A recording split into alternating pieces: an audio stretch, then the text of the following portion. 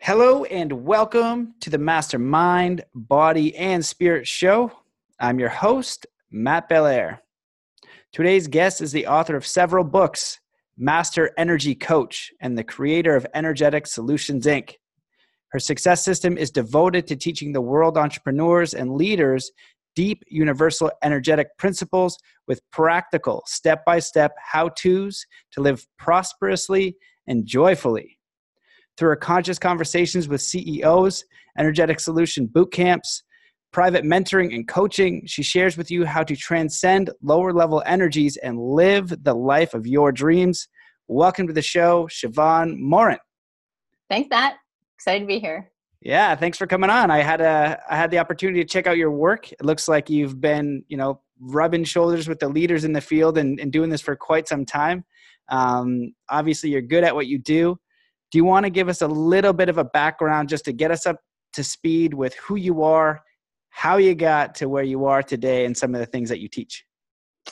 Okay, so I'm going to preface this that I just spent 4 days serving a large tribe. So I'm still in the waning energy of like coming off of that and making sure everybody's served. So Wait, sorry, can you say that? You what? Surfing? I did served. So I surfed in Huntington Beach. The airwaves of a couple 100 or so people, a live stream and in the room to help them get to their next level.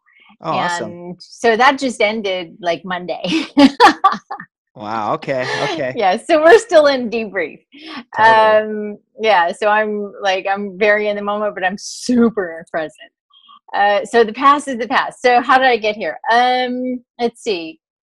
A long journey from when I was 3. I was kind of told that what I saw, don't ever tell anybody or talk to anybody about it. And kept that to myself and really observed humanity, basically trying to figure out what humans were doing. And then I got into in high school because I was done at 10th grade and they didn't know what to do with me in this little tiny town. So they put me in this school for computer programming and it was good. It was perfect. And in that space there, I'd actually created my first business at 11. I wanted something my parents refused to buy me, and some sweater or shirt or something. And my dad said, well, both my parents, they said, you can have it if you can figure out how to get the money for it. And I was like, and I didn't get an allowance like most people. So I could take the change off my dad's desk, for extra cash, but that was like change. And it wasn't like $58, which was a lot. So I went and mowed lawns, and I grew up in a very small town with very big lawns. So, I had a lot of lawns. And so I started with one and I was like, oh, I can actually make my own income. So I was really motivated to do that and really just have the money that I wanted to spend the way I wanted to spend it. So that was kind of the journey, my first entrepreneurial venture, if you will say. But and it really taught me how to, go and get what you want, even though basically I'm extreme, at the time I was extreme introvert. And so go to computer programming, loved it, go to school. I was super easy, go to college. And then all of a sudden I actually closed everything down. I sat in a way, I'll show you later, but I sat in a way that shut everything down. And I kind of, what I say is I got stupid.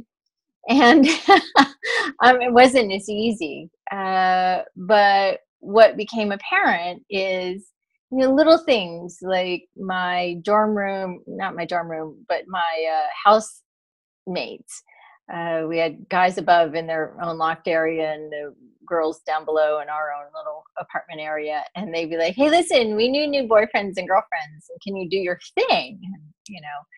Well, my thing turns out later, I find out it's called feng shui.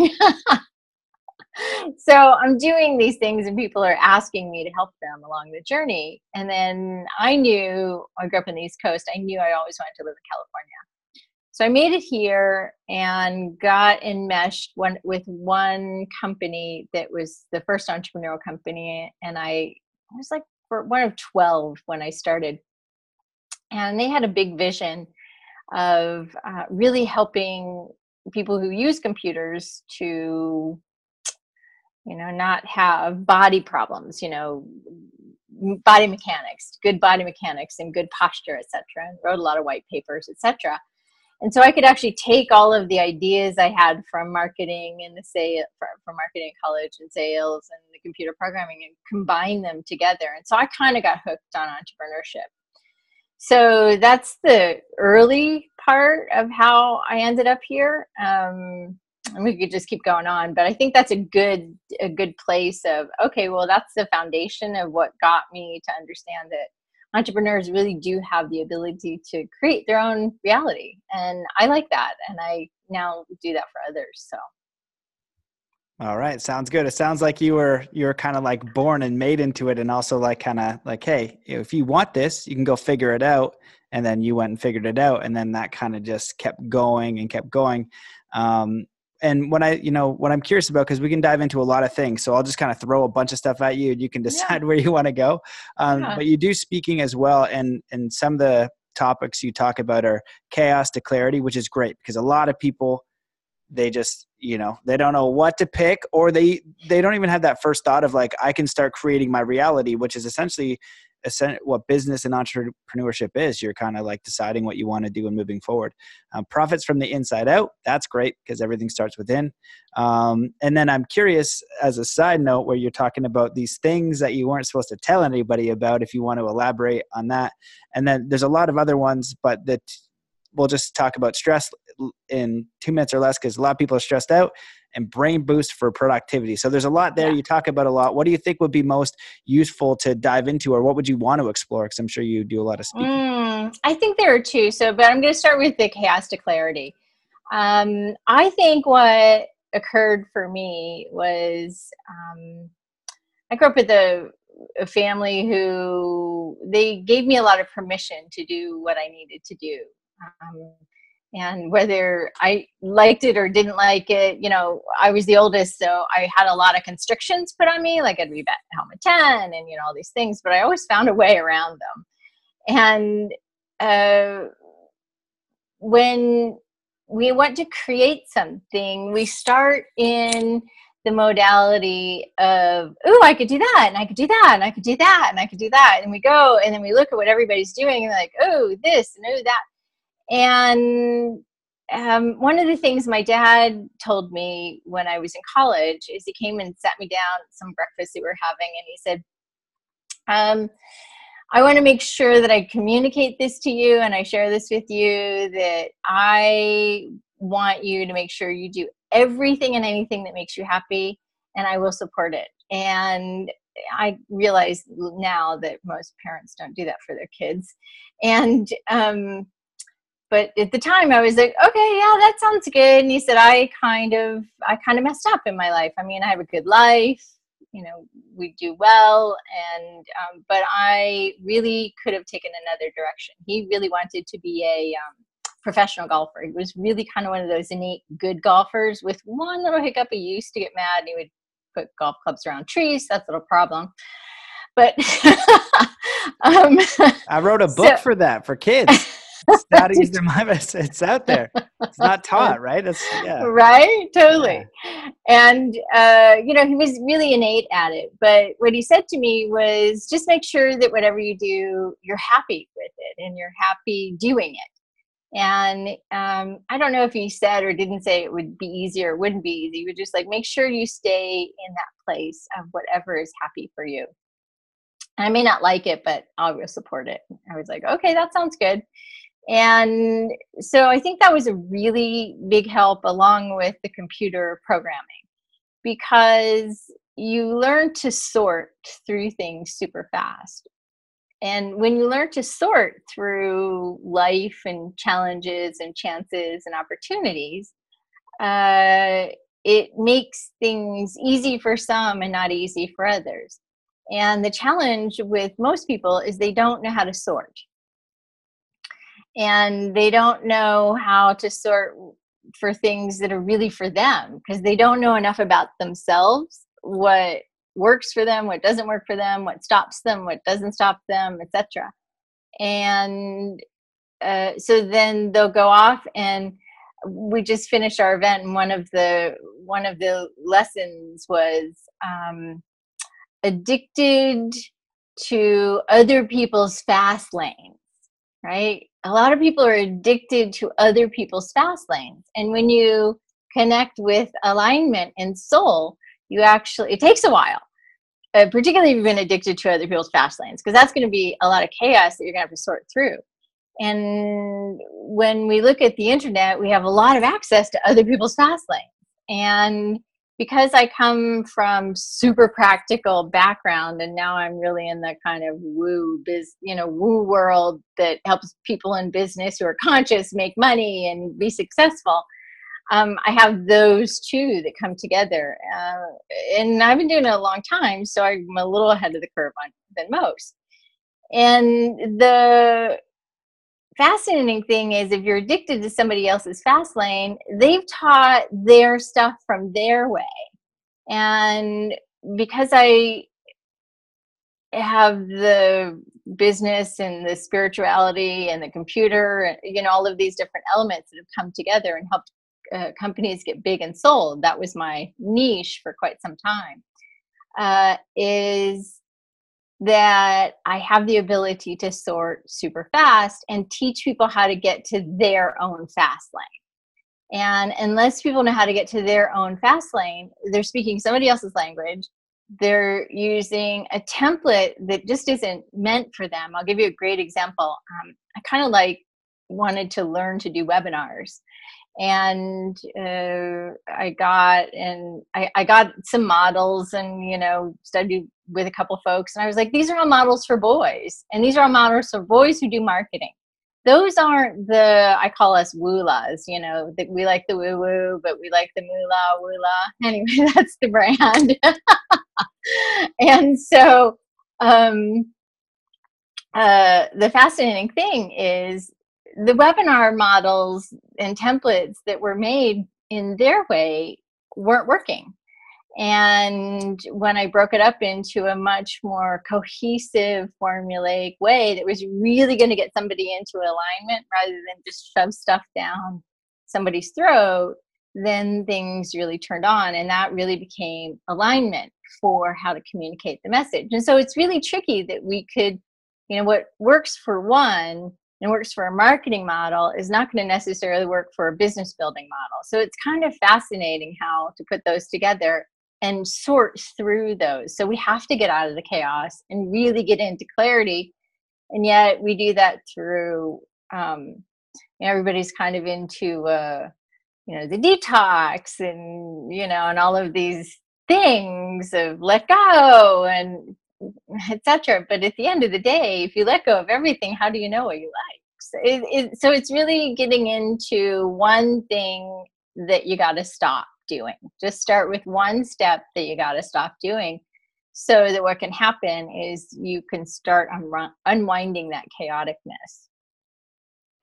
So, okay. So with the one step, you mean like one thing that you're not good at and stop doing? Like, can you give some tools? Was that the tool? Like more tools for how to get out of that chaos, like in your own, and it could be even related to like the overstimulation of information, right? Mm-hmm. So Mm-hmm. You could take the example of maybe somebody's a single mom, or they're a double income family with a kid coming in, or it's just a regular Joe who's like super savvy to be an entrepreneur. And like, what steps kind of would you take them through to figure out, okay, you're starting from zero, how to get a little bit clear on where you'd like to go and start to create your own life, and how to sort through the baloney, some tips for that. And then we'll just leave it at that. I think that would be good. Yeah. So one of the things that happens is we don't know whose truth we're telling. Are we telling somebody else's truth? So we actually have to learn our own truth and not back down from our own truth. Because generally we're actually taught from the teacher's truth or our parents' truth. We're actually not really given the ability to find our own truth. So we first want to identify what is our own truth and not back down from it. So generally we're taught to back down.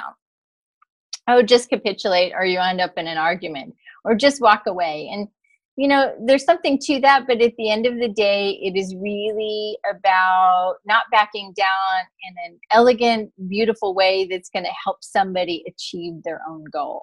So what non-truth are you telling?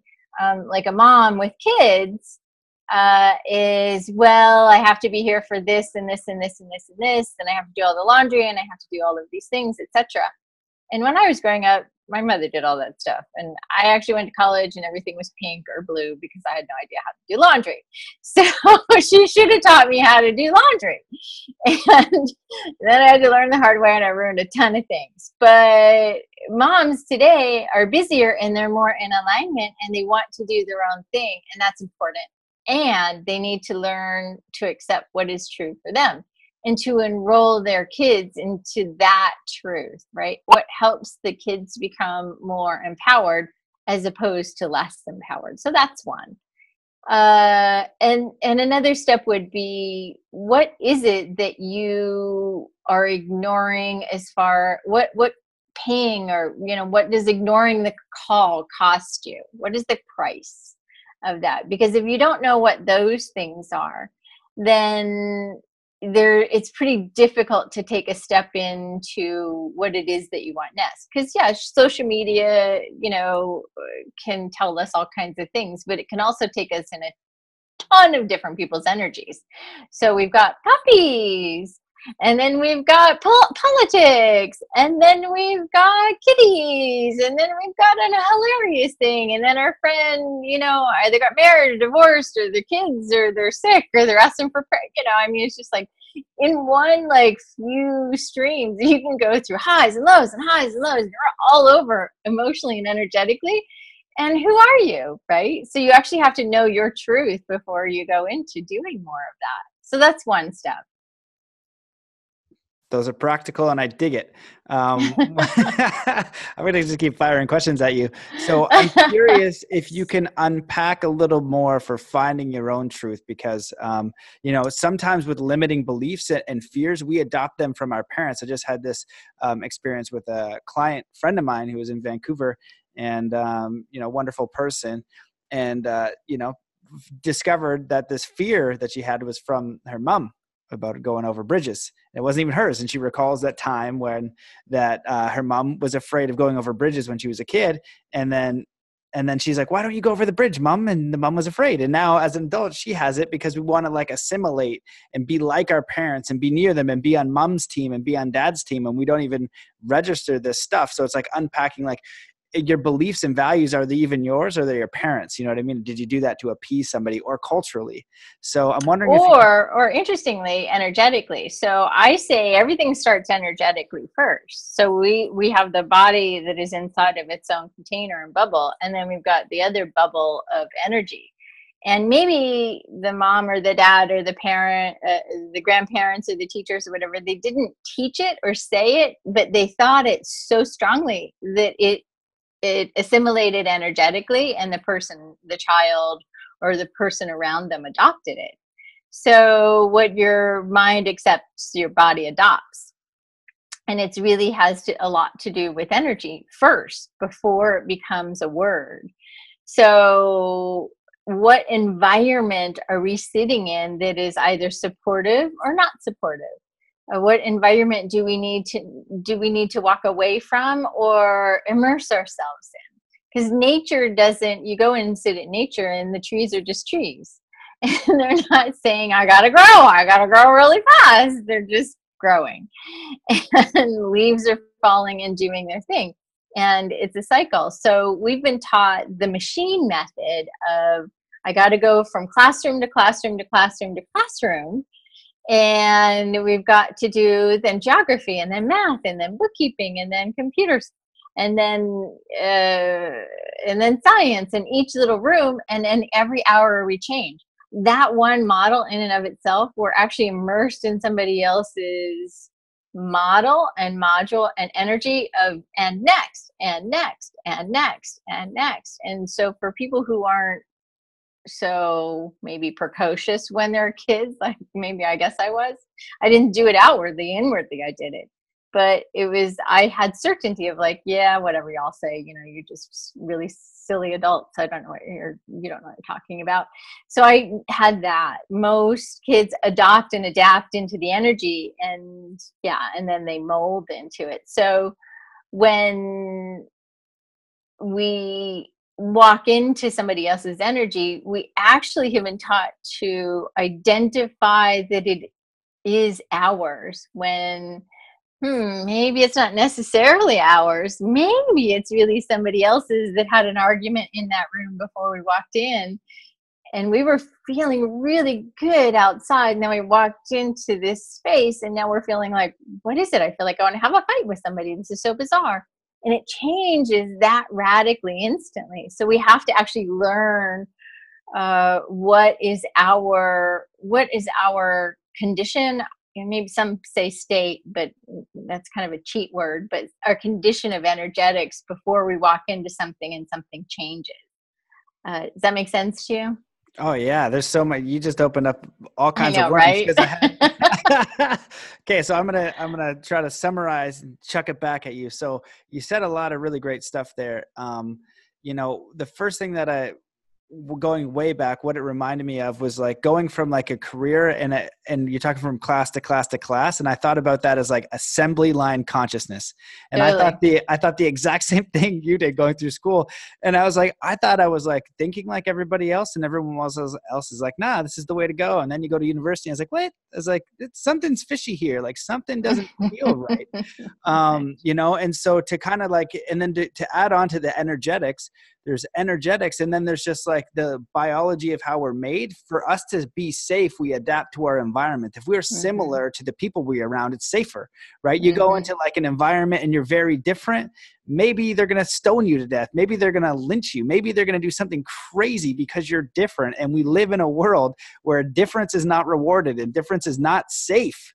So then all of a sudden we're like, oh, we learn how to be safe in our environments. And so we just get right into there. Everybody's wearing, white shirts, or a certain hat or the pink shoes or the Reeboks or whatever. And that's why kids want to wear those things, because they want to be like their friends, because then they're different and that's not a safe space. So there's all kinds of stuff going in on that. And so when you kind of, I can't remember what you said before, but it made me think of Tim Shields coming on and going from career to calling, having that like, oh yeah, when you're talking about that feeling inside, what's the cost? What's the cost of not doing? That's like the calling. And this is like, hey, it's just like little kid in there. Like, and the cost is usually health. You have to get to a very, very toxic, very difficult point. It's usually a health break, a money break, a relationship break, or a break with our spirituality. And so the cost is generally one of those every single time. But we actually have been taught to go high highs and low lows, as opposed to, okay, let me work toward that. Let me move toward that. Let me start choosing that. And we've been taught to go from room to close the door and then room to close the door. And it's like, no. It's really it's a whole being. And the school, you walk into the school, but most people get stuck in the walk to room to room to room. And I got to shut one before I go to the other. And that's dangerous. That's actually one of the most dangerous soul sucking things that we get trapped into. Yep, 100%. And I think that, it also, like, as you get moved through the system, it's Alan Watts has a really great talk, and the guys from South Park animated it. And it's about like chasing, it's always about the next step. It's like, oh, you're in pre-kindergarten, then you're in kindergarten, then you're in middle school, then you're in high school. And this great thing is coming. This great thing is coming. And then you go to university and this great thing is still coming. And then you get the job, and then it's the raise, and then it's the thing. And this great thing is coming. And they have this little crappy animation as they do with this carrot at the stick, and you finally get that bag of stuff at like 40 or 50, and you realize, oh no, like I missed the whole thing. Like I missed the whole thing was supposed to be a dance. It was a musical. You're supposed to play along. You're supposed to get involved, like Shakespeare, all the world's a stage. And, it's funny because I do it within myself, but like nobody really cares about you and what you're doing. Everybody's so wrapped up in their own world. So you could literally like wear the most ridiculous stuff, dance around, whatever. They'll think about it in that moment, but they really don't care about you. They got their own stresses. So however you want to like go forth and like be yourself in this world and create what you want. That's like, we are afraid of the environment. We are afraid of being different because it's not safe. And so I wanted to throw back, you can add on to any of that, but I'm curious, you go a lot into prosperity and also energy, inside out. Do you want to speak on how some elements to be more prosper in general, if you have like some general tips to prosperity, because prosperity is nice, makes things easier, and just your thought on like energetics and how to tune into that with ourselves and improve our understanding and application of our own energy. Yeah. So I think what tends to happen today is we're so addicted to our potential that we actually don't know how to get our potential. And we don't marry that with money. And it's one or the other. And one of the things that's super important is the greatest masters on the planet that you can read about in any history book, any spiritual texts, etc. All of them had massive amounts of prosperity. Did they accumulate it in banks or in billions? Yeah, in their own way. Every one of them had massive prosperity. You have to have the physical, mental, emotional, spiritual, relational, financial.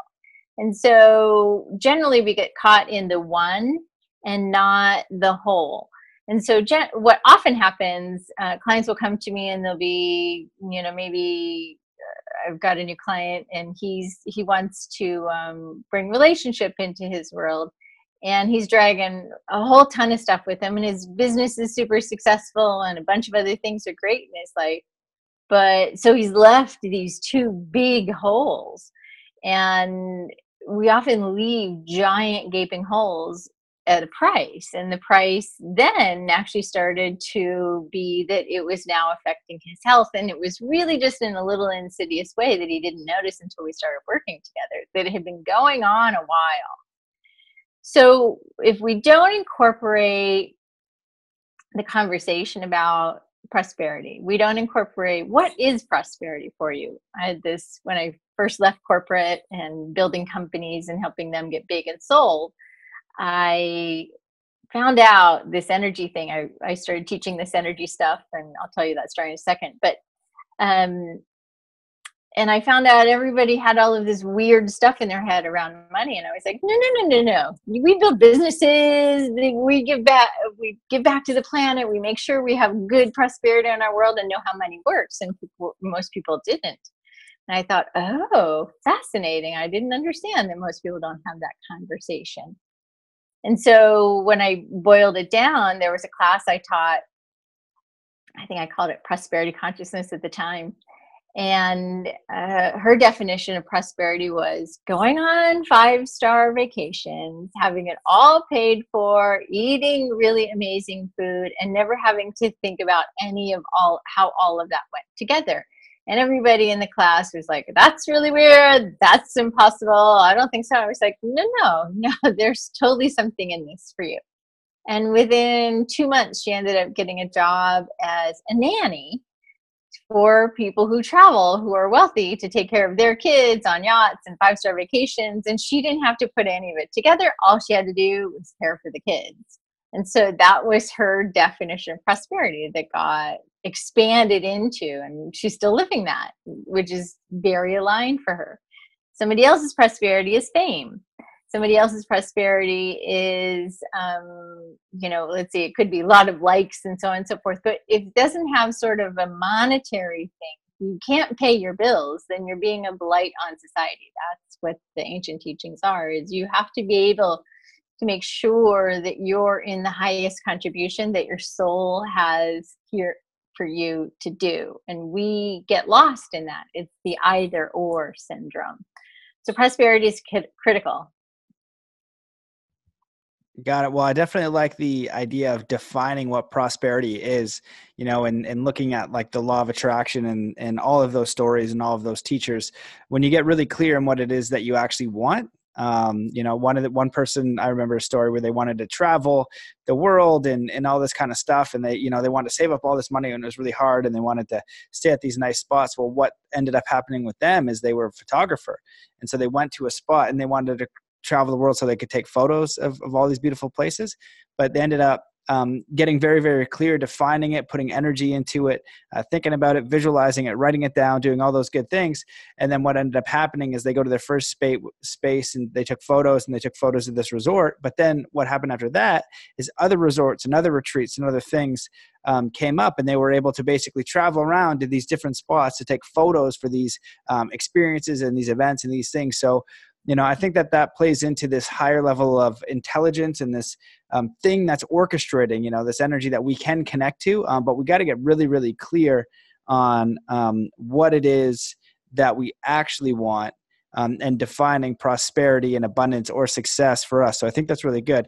But I'm curious, because you said none of the masters had any wealth. What about like Gandhi? No, I said every one of them had wealth. Yeah, I know. That's what I'm saying. But Buddha gave up all his money. Gandhi wasn't wealthy, was he? But he didn't. None of them gave up wealth. Jesus wasn't wealthy, was he?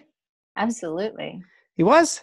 I don't know. Absolutely. Yeah, so they all had access to the greatest wealth. They all had gold. And like I just was, earlier this year, I went to Gandhi's settlement in South Africa. And he bought a huge chunk of land out in this area called Durban, and he was growing his own food, and he had hundreds of people working the land and providing for him, but he bought the land based upon the lawyering that he was doing, and he had lots of people give him money. So it's continuing, right now the land is so overrun with people from the apartheid that many of the people there on that property are poor, and they've tried to claim it as their own, but there's a compound that is still his, and it's totally provided for. Ongoing. Mother Teresa, anytime she needed something, she really just asked for it, and millions of dollars would show up in order for her to do her mission. You look at the Dalai Lama, he has Dharamsala, and he has 16,000 monks just in Italy. How do you care for those if you don't have massive amounts of prosperity? So you have to have prosperity really in your back pocket. Interesting. All right. Well, yeah, I've heard, because I know that you need money to create things, and I know that the people who are really high level masters, they dedicate to their work. So Mother Teresa is out there doing it every single day. So people are contributing in the same way, like Patreon. Some people, contribute to me on Patreon, but it comes from rich people. Somebody's telling me it comes from like rich Europe, where they would have these artists and rich people would support the art, so they would keep it going, that kind of thing. And I think that's like a level of mastery, like that person's actually a master, so people are supporting their work. So that would require you moving into a level of mastery and commitment to the service you have to and others. Understanding and accepting and adopting and allowing prosperity. So it's like you cannot attract and keep wealth in excess of your truest belief system about what your body and brain and learning and energy will allow. Interesting.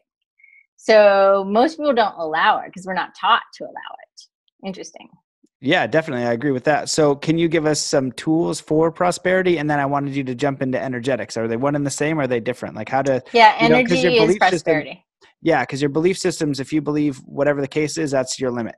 If you believe $10,000 a month is like you're rich as heck and that's the thing, or it's 5,000 or it's 2 million. It really is just up to you wherever you set that bar. Mm-hmm. Yeah. So generally what I've discovered over the about 20 years I've been doing this is people tend to want more income, and they tend to get heavier, fatter in their body, because they believe that their body container needs to get bigger in order to handle the bigger idea of money. It's kind of fascinating. So we give up attention and care, etc. And so the underlying unconscious, weird, wonky belief is our container needs to be bigger in order to handle more prosperity. Fascinating. Tried to prove it wrong, but you got to pay attention to it. And then, okay, so if we're going to deal with the container here, the body container and the energy container, if we don't know how to expand the energy container, so if it's always here, you will always stay here. So you go into corporate and corporate, you max out at, say, I don't know, 120 grand a year, whatever that is. And it's just like, okay, that's it. And then you go out into the world and you have a little stub the toe, etc., and your container shrinks. So the energy container actually shrunk because the corporation changed. You changed and you're out of the corporation. Now you're responsible for creating your own energetic prosperity. And so every time you have a little tiny trauma, your container gets smaller and smaller and smaller until you have to break free into something else. So if we learn how to expand and keep our energetic container growing and achieving and expanding, etc., as opposed to contracting every time we have a trauma or something that comes up, then we have the opportunity to have a more whole way of achieving higher levels of prosperity. So one of the ways, yep, yoga, that's nice. Yep, running, that's nice. Yep, breathing techniques, those are nice. But there are certain energetic technologies that are taught to enhance or decrease abundance. And it's really fascinating as you get into the mastery of them. There are certain mudras that actually teach people they actually take away people's money. Fascinating. There's certain that help align it better, not bring it, but align it better. So we use all of these things kind of unknowingly and haphazardly, and we don't understand that they're actually having an energetic impact along with the conscious and unconscious beliefs and programs. So as we get more sophisticated in this space of the conversation of energetics, we're going to have to learn these other pieces. Right. Yep. Well, the way that my mind is thinking about it, you're trying to draw the bridge the way that I understand it. If I'm helping somebody create something, the belief systems are, for me and what I've looked at, the number one thing. So whatever you believe about prosperity, or whatever you believe about doing a double backflip on your snowboard, or whatever you believe about being an entrepreneur, or whatever you believe about your worth in the world, it's beliefs. And so if we take the idea of like the best snowboarder on the planet or the most successful business person on the planet, and you think about what their beliefs are, and then you can actually code that into your own body and mind through your own consciousness. I'm curious if you in your work have come to common limiting beliefs around money and prosperity that are common among people, and then that more freeing and open receiver belief. So one belief would be like, I'm not good enough to be an entrepreneur. On the flip side is like, I'm more than good enough to be an entrepreneur. I have lots to provide and I am worth it. So, like a Tony Robbins or Bill Gates or whoever versus somebody who's just defeated and won't even try. Have you come to any of that? Yeah. So if you come up with something and you have a belief that says, I'm not good enough to be an entrepreneur, that's just an overarching concept. It's the underlying thing that's much more inherent. So we'll go back to energy for a second. If you go and hang out with only entrepreneurs and you don't have a whole lot of money, you will eventually have more because you're hanging out with a whole lot of entrepreneurs and you're in that energy. Forget even ever having a conversation. You're just hanging out in the energy. You can see this with people who work at the Ritz-Carlton. This is a perfect example. They're more prosperous, they get better tips, they give better service, they have a really well-built container, etc. So they're around that abundance. So they're entrepreneurs in their own little way. So if the energy is set in one particular way that you can't be an entrepreneur, say you grew up in a ghetto, but you still had to figure out how to get money, that's actually, you have some instinct about how to be an entrepreneur. It's just building that level of template. So if the belief system says I can't and you're trying to enforce it with I can, the brain will be like, you're a freaking idiot. There's no way. And so it actually will break it, and it won't actually bridge. It's really about finding what is it that works for me? I'll give you a great example of a client. He is an attorney. He came to me and his law practice was just trashed. And what we get down to was, he was just like, I don't like money, la la. I was like, no, that's not it. And so what we finally get down to is he has a problem with the word, and it took a while to get to it. The problem with one tiny word in there, and it was WORK, work. And not everybody, hardly anybody has the exact same trauma as he does. But he had such a big trauma with it that we created something else. So now he does his play on a boat in the water, and he does his lawyerly mediation and stuff there, and he crushes it. So we had to build a bridge to the word work is horrible, it's horrific, it is actually destructive, and that is actually the antithesis. So you have to find out what's the one thing, and it's a little tricky. But if you're trying to, like his was work, you're trying to say, all right, I have this belief, I have this overarching idea, and you're trying to say the opposite, it's going to be at loggerheads, and you're not, and I call that the frictionless friction, and you end up in spinning chaos, being like, well, why doesn't this work for me? This stuff's supposed to work. So your homework, I give homework, everybody, would be to say, all right, what's the thing that's happening, and what do you really, really want? And this particular lawyer client was, I just really want to be able to mediate for people and be paid well. And you have to get to a very deep level of saying, all right, and being that radical truth teller for yourself. And we're not really taught to do that. So keep asking yourself a whole bunch of questions so that you can access what that is underlying inside of you. That's awesome. I love all that. Get to the meat and potatoes, like the realist, real with yourself, and be authentic. One of the things that you shared earlier that reminds me of just being in those environments is mirror neurons. You know, you could call it energy, which I'm down with energy. I'm totally fine with that. And you can get right into science and biology if you want, and, you know, neuroscience and mirror neurons. And so when I wanted to get good at snowboard, that's why I go and train with the best in the world. I think the smartest thing that I've done in my life is surround myself with the people who are the best at what they do. So I wanted to see, like, Shaolin monks, they can break stone and brick and stuff, and they're like super powers. So I was like, these even humans? Let's go check this stuff out. And then I realized they're punching trees their whole life. I said, oh my God. And I was doing it, but like it opened up a whole nother level of like, holy smokes. And it was dedication, you know, to like a simple idea and a simple training for an absurd amount of time, which made it superhuman. It's extraordinary. Very few people in the Western world would be willing to dedicate like that. And so the other thing that you touched on I'd like is perspective, because we can go about our days and we can go to work and we can trudge around, or we could be like, you know what, this is opportunity, this is play.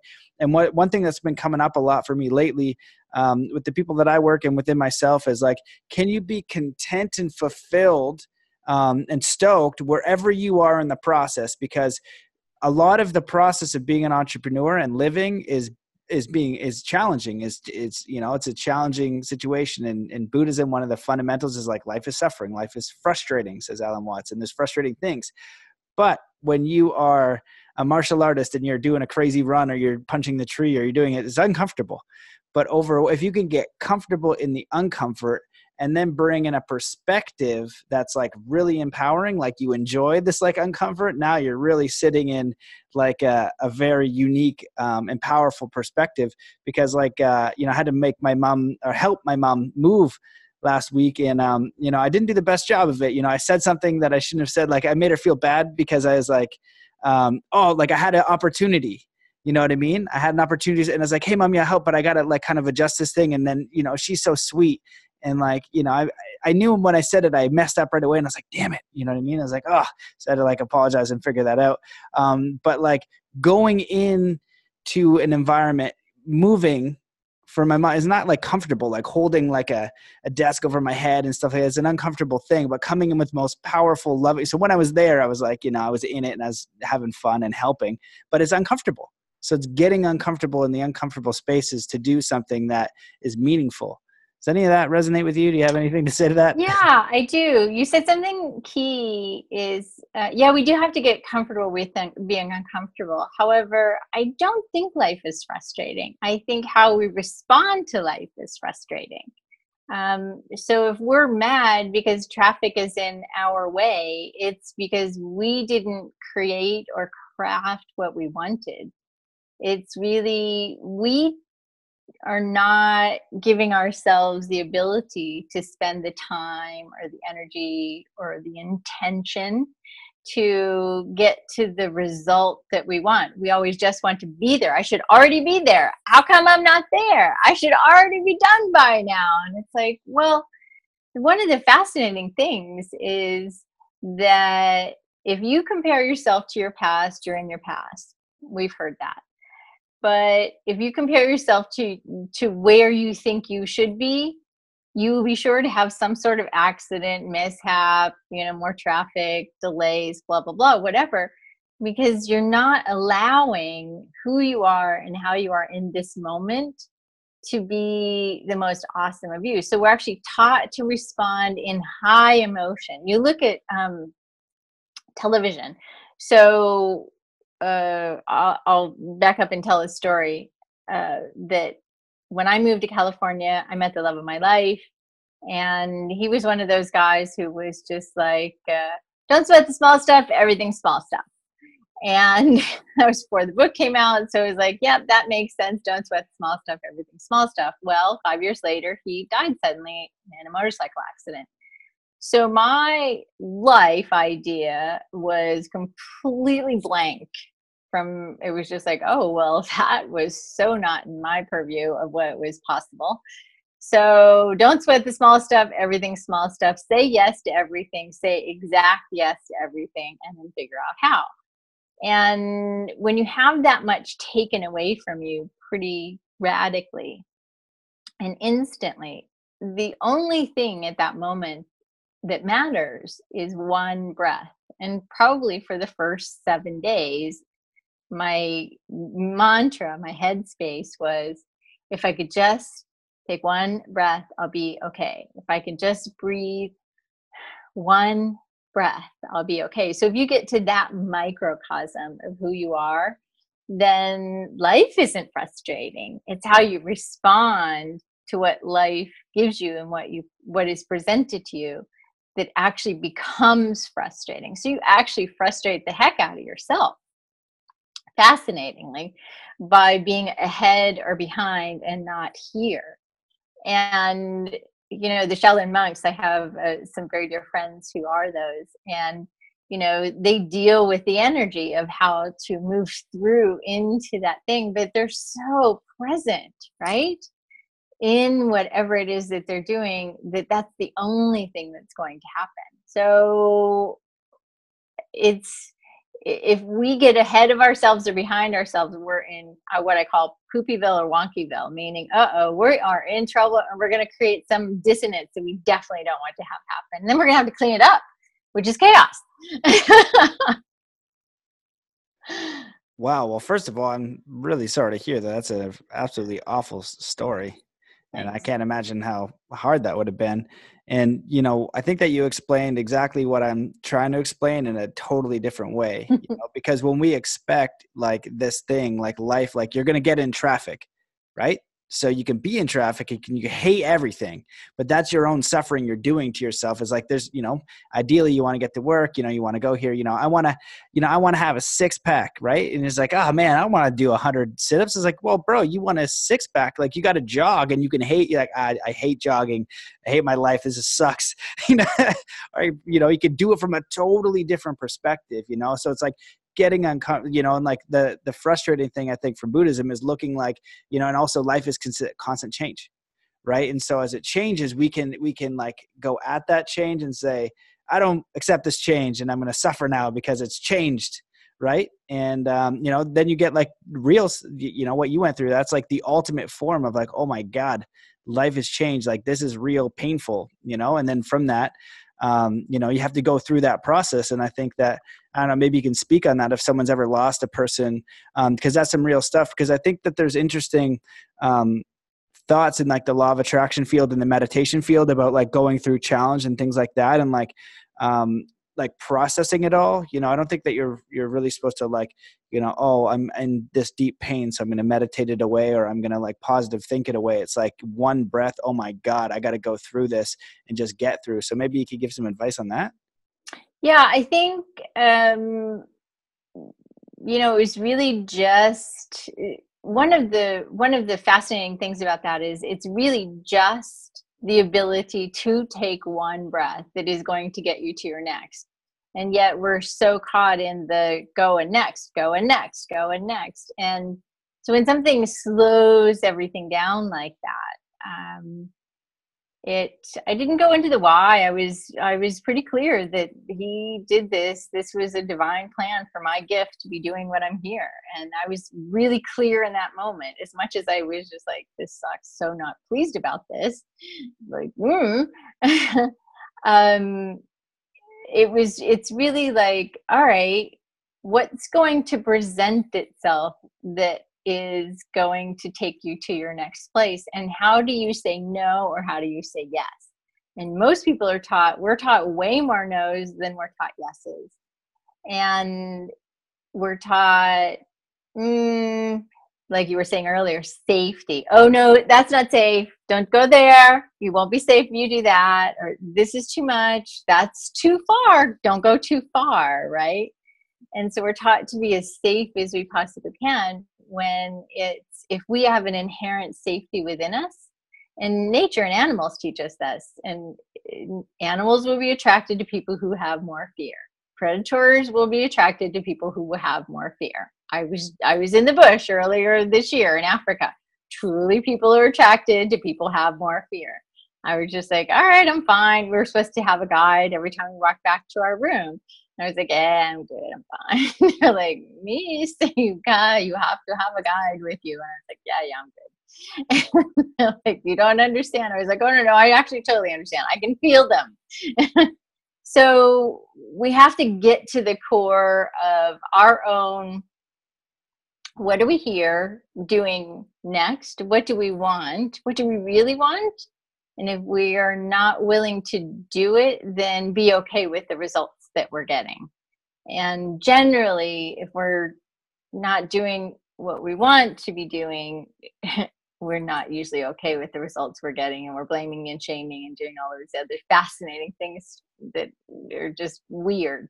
But when you have that kind of a loss, it's like, yep, that's profound. All right, this is my gift. What is my life going to be like? So about a couple of years later, after I'd been building, after I helped this one company get built and big, I got sick. I got misdiagnosed. I nearly died of blood poisoning. I remember laying there on the emergency room table going, okay, so I didn't get left here for no reason. And all right, I see where that went. Yep, I see that I was in what I called the walking coma of a lot of yeses and doing amazing things. But the choice had to be, I'm either going to do what it takes to heal myself, I'm going to do what it takes to live, which is a choice, because most people actually don't choose to live. They choose little deaths. Every time you say no, here's some fascinating statistic. Every time you say no, your arteries start to harden more. Every no you say, they've proven that your arteries harden. That's kind of fascinating. Every yes you say expands your lifespan by 7 minutes.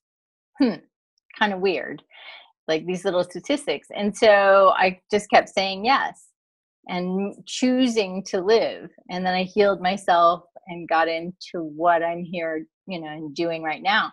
But it's really about, you can't want to be somewhere other than where you're at, or else that's when things are going to start breaking and you're going to try to rush the process. And then you get into desperation and make wonky choices.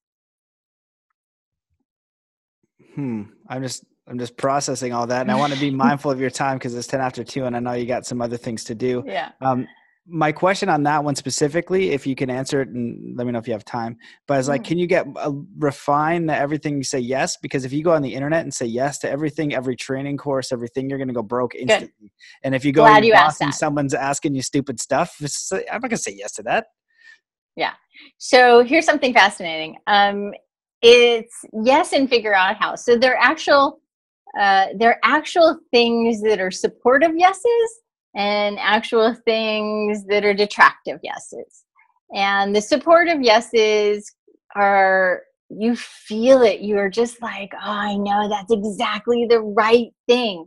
And yet your personality is going, no, that's not safe. This is bad. Oh, don't do that. That's too expensive. Blah, blah. And so but that's an aligned yes. And then the detractive one is spend an hour on Facebook and just scroll and, do liking and and get caught in drama. Or like my mother used to watch what she called stories, those, what do they call them? Soap operas. I didn't understand it. I was like, why do you always watch that stuff? So she wanted to understand what I found out later. She wanted to understand why people act the way they act. So that was kind of fascinating. But if you're looking to get into somebody else's stuff, you're going to go and scroll. And you're so caught up in the detractive yeses. Oh, I should go be a speaker. I should go learn all of this speaking thing. But your whole other business and your platform is over here. And you're like ready to abandon this and go do this. It's like, what? Wait a minute. Maybe bring a little bit of it along, but don't abandon this big yes that's still here feeding you. So if we say yes, I had this one energy teacher, and he was really fascinating. He just kept feeding us food, and I looked around and I was like, listen, you guys, he's trying to get everybody to say no. And I was like, oh, and they're like, oh no, he wants us to say no. I said, no, he's trying to get us to say no without ever saying no. I said, pay attention, watch, look. So start saying yes. Yes, thank you. Yes, I'm good. Yes, that's enough. Yes, we're here. Yes, let's take some to go. So those are all yeses. That's just a qualified, productive yes. See, the other way is detractive. So we have to be conscientious, and we have to say, oh no, in a yes way. Does that make sense? Yeah. Yep. No, I get the distinction. It's very fine. Because if people don't quite get it on the head, they're going to be saying yes to some crazy stuff, and then like the movie Yes Man, which is excellent. But yeah, I get that distinction, which is fine and good. And so here it goes like this. Say the yummy yes. Okay, there we go. Say like the yummy yes that is just like so aligned, and the universe and energy and your entire template is set to support you to get the income, etc., and take action. Everything, that's the yes. But you have to watch. The personality is going to try to talk you into no. Yeah. So the yummy yes. Okay, good. Yeah, I totally agree with that, because we live in a world of like bombardment, and a lot of people got to say no because all this crap is coming in. But our programming is, we're saying no to the stuff that's in us, and like this little kid, and this feeling that we're supposed to ignore, suppress, and beat down with like a whack-a-mole stick. That's the one. It's like, say yes to that one, say yes. And then the yummy yes. Yeah, exactly. But the mind can't figure out how it's going to be safe. Don't worry about it. It's fine. Go ahead and start doing it, and you'll notice, what's that expression, like jump first in the universe, like the safety net will appear, something like that. And start to move that energy, like you said, that momentum in the direction that feels good, and that's your alignment. That's how you know if it feels good and it's aligned. You go, you get feedback, and you're moving, and you're just going to keep getting feedback and moving towards the thing that you want. So I totally agree. Yeah. So we'll expand on this, and then I'll give something to your readers that will help them take a little assessment for themselves. I think that will help. Listeners, I should say. One of the things that's fascinating is every moment that we get smarter, our unconscious gets smarter as well. And so we actually get smarter at outsmarting our yummy yeses. So it's get more aware of what is going on in your highest inner truth, so that it doesn't just all of a sudden just pass you by, and you've passed by a yummy yes, and you're like, I know I was supposed to do a yes here, and it's already gone. So, and it really does it's muscle building. So we've been taught to do weird yeses and lots of no's, and it's really about learning the higher level of intuitive truth, aligned truth, and really hearing that yummy yes. I like that. I'm going to use that for yummy yes. Yeah, I totally agree, and I like it too. Well, I want to be, I know you got some stuff. I want to be respectful of your time. Thank you so much for coming on and sharing everything that you did. I totally agree with all your points of view, and really that yummy yes is a really good close, because I think somewhere along the lines we're taught to, I think really early and then continuously and repetitively taught to just like close that door of who you are and what you enjoy and that voice. So open it up, say yes. But thanks for coming on. Is there anything that you wish I had asked you, or anything you want to leave the listeners with before we go? And feel free to elaborate as long as you wish, and then make sure you tell them where they can contact you. Yeah, thanks. When someone says, is there anything I wish I'd been asked? I actually can't think of anything. It's really if there's anything you want to know, I've set up my life to be a platform so that you have access. So, because when you deal with the wulas, there are lots of different levels of teaching, and wherever you're at, I want to help you on your journey. So that's the way I've designed this whole thing. And one of the ways I created something to get the little unconscious that is getting smarter by the moment to learn how to say better yeses is go to Epic Life Epic Life Toolkit. Sorry, I haven't done this for a little bit. epiclifetoolkit.com, epiclifetoolkit.com. And then it will give you a little 7 questions, and it's actually going to help you see more about who you are and how to get to more aligned yeses. I think that's going to be your best tool for everyone. Otherwise, go to SheevaunMoran.com, SheevaunMoran.com. Awesome. I'm going to check it out. I'm curious. I want to take a look. Well, thank you for coming on, and thank you for your work and sharing everything that you do. And, please stay in touch. Thanks, Matt. I love the interview. Awesome. Well, thanks everybody for listening. See you in the next one. Peace.